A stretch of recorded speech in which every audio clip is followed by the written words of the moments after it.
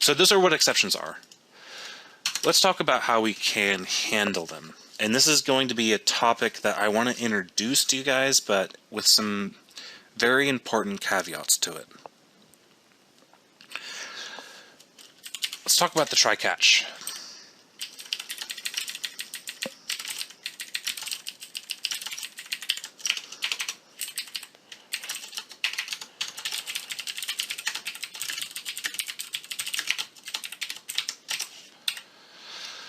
Okay, try-catch.